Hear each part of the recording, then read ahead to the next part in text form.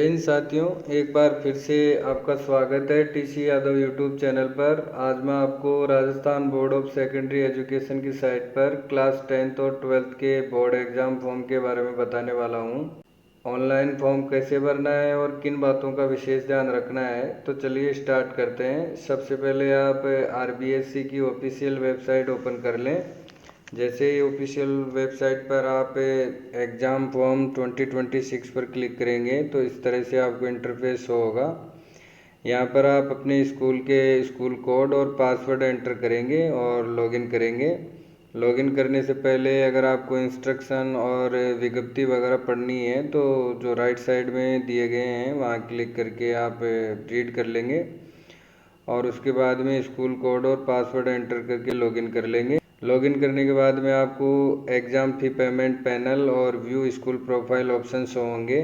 आपको left side में दी गई 3 हॉरिजॉन्टल लाइंस पर आपको क्लिक करना है।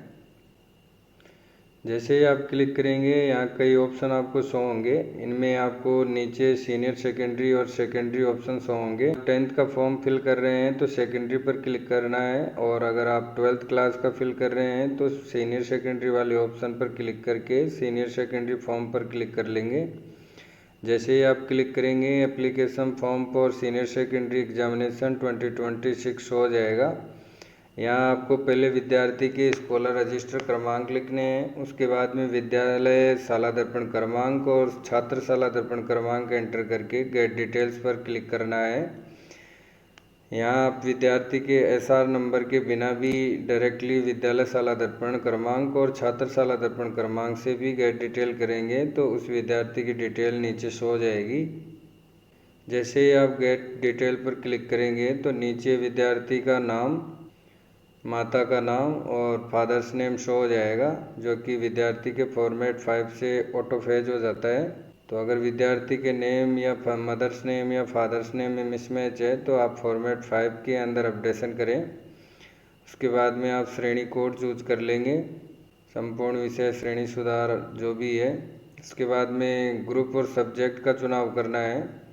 जैसे ही क्लिक करोगे कला वर्ग, वाणिज्य वर्ग, विज्ञान वर्ग और कृषि वर्ग आपको शो होगा। जिसमें भी विद्यार्थी अध्ययनरत है उसका चुनाव करेंगे। चुनाव करने के बाद में नीचे हिंदी और इंग्लिश जो कि कंपलसरी सब्जेक्ट हैं वो ऑटो फिल आएंगे। आपको केवल 3 नंबर, 4 नंबर और 5 नंबर पर उस विद्यार्थी के ऑप्शनल सब्जेक्ट्स को चूज करना है। तो पहले ऑप्शनल सब्जेक्ट को चूज कर लेंगे, उसके बाद में सेकंड ऑप्शनल सब्जेक्ट को चूज करना है, उसके बाद में तीसरे ऑप्शनल सब्जेक्ट को चूज कर लें। चूज करने के बाद में अगर विद्यार्थी के अतिरिक्त वैकल्पिक विषय है तो आपको यस नो करना है। अगर अतिरिक्त वैकल्पिक विषय है तो यस करके उस सब्जेक्ट को चूज करना है, और अगर नहीं है तो नो सेलेक्ट कर लेंगे। उसके बाद में जेंडर सेलेक्ट करें, मेल है या फीमेल है। उसके बाद में टोटल रियल सिस्टर उस परीक्षार्थी की कितनी है वो आपको मैनुअल एंटर कर देनी है। ऐसे ही आपको टोटल रियल ब्रदर कितने हैं परीक्षार्थी के वो मैनुअली एंटर करें। उसके बाद में आपको मीडियम चूज करना है हिंदी और इंग्लिश में से। मीडियम सेलेक्ट करने के बाद में आप अगर विद्यार्थी CWSN कैटेगरी में है तो आपको टाइप 1 और टाइप 2 में से चूज करना है, अदरवाइज नॉट एप्लीकेबल, लागू नहीं, इस ऑप्शन पर क्लिक करना है। यहाँ आप विशेष ध्यान देंगे, अगर विद्यार्थी CWSN कैटेगरी में नहीं है तो नॉट एप्लीकेबल पर ही आपको टिक मार्क करना है। टाइप 1 और टाइप 2 वाले ब्लैंक रहेंगे। उसके बाद में विद्यार्थी BPL श्रेणी में है तो यस करें, अदरवाइज नो करें। ऐसे ही माइनॉरिटी में यस नो करें और ऑर्फन क्लास में यस नो करें। आर्थिक दृष्टि से कमज़ोर वर्ग से बिलोंग करता है परीक्षार्थी तो यस नो करें, कैटेगरी चूज करें। उसके बाद में विद्यार्थी का पूर्ण पता आपको यहाँ देना है। विद्यार्थी के मकान नंबर या गली नंबर या वार्ड नंबर आप यहाँ लिखेंगे। उसके बाद में विद्यार्थी का विलेज लिखेंगे और फिर लिस्ट से आपको विद्यार्थी का स्टेट चूज करना है, डिस्ट्रिक्ट करना है। उसके बाद में पिन कोड नंबर एंटर करेंगे। विद्यार्थी का आधार कार्ड नंबर यहाँ ऑटो फिल आएगा, फॉर्मेट 9 से ऑटो फैच होकर अगर यहाँ आपको मिसमैच लगता है विद्यार्थी के आधार नंबर में तो आप मैनुअली उसको सही कर सकते हैं। ऐसे ही जन आधार कार्ड नंबर आपको लिखना है, ये ऑटो फैच नहीं होता है। और अपार आईडी भी ऑटो फैच नहीं होगी, इसको भी आपको मैनुअली टाइप करके लिखना पड़ेगा। अगर विद्यार्थी की अपार आईडी क्रिएट नहीं हुई है तो ये मैंडेटरी नहीं है, अर्थात ये अनिवार्य नहीं है, इसको ब्लैंक छोड़ दें। और अगर बन गई है तो आप एंटर करें। उसके बाद में विद्यार्थी के अभिभावक के मोबाइल नंबर आप एंटर करें जो कि ऑटो फैच हो जाते हैं। अगर मोबाइल नंबर चेंज हो गए तो आप मैनुअल टाइप करके लिख देंगे। उसके बाद में एनुअल इनकम आप सेलेक्ट कर लेंगे, 2 लाख से कम है तो बिलो 2 लाख। उसके बाद में पूर्व शैक्षणिक योग्यता का इन्फॉर्मेशन आपको यहाँ देना है कि विद्यार्थी ने 10th क्लास कौन से वर्ष में की, उसके रोल नंबर कितने थे, रिजल्ट क्या था, पास और फेल, और कौन से बोर्ड से किया था, उस बोर्ड को चूज करना है लिस्ट से। ऐसे ही 11th क्लास कौन से वर्ष की, रोल नंबर कितने थे, रिजल्ट क्या रहा, और कौन से विद्यालय से 11th क्लास पास आउट है बच्चा। और अगर विद्यार्थी 12th क्लास में फेलियर है, उनका केवल 12th क्लास वाला जो सेक्शन है उसी को फिलअप करना होगा।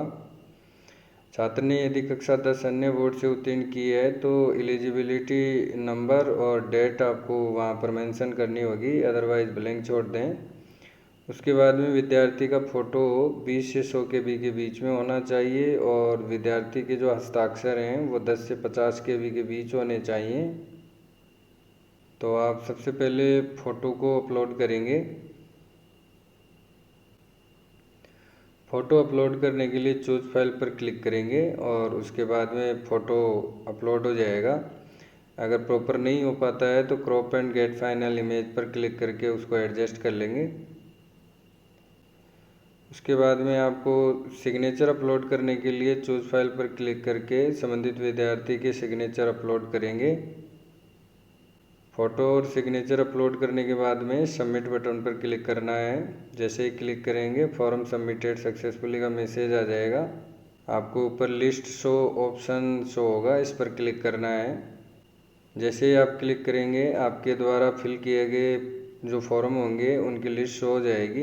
यहाँ आप एडिट भी कर सकते हैं और उसका प्रीव्यू भी चेक कर सकते हैं। और अगर किसी विद्यार्थी की डबल एंट्री हो गई है अर्थात डबल फॉर्म फिल हो गया है तो डिलीट भी कर सकते हैं।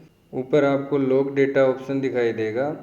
फॉर्म्स के चेक एंड वेरीफाई करने के बाद में आपको लॉग डेटा वाले बटन पर क्लिक करके फॉर्म्स को लॉक कर देना है। लॉक करने के बाद में जनरेट चालान पर क्लिक करके आप चालान जनरेट कर लेंगे। चालान जनरेट करने के बाद में आपको फी डिपॉजिट करने के 2 ऑप्शन मिलेंगे, ऑनलाइन और ऑफलाइन। आप ऑनलाइन भी डिपॉजिट कर सकते हैं और ऑफलाइन भी। अगर आपको वीडियो पसंद आया है तो सबसे पहले चैनल को सब्सक्राइब ज़रूर करें एंड वीडियो को लाइक एंड शेयर करना न भूलें। चैनल से जुड़े रहें। धन्यवाद।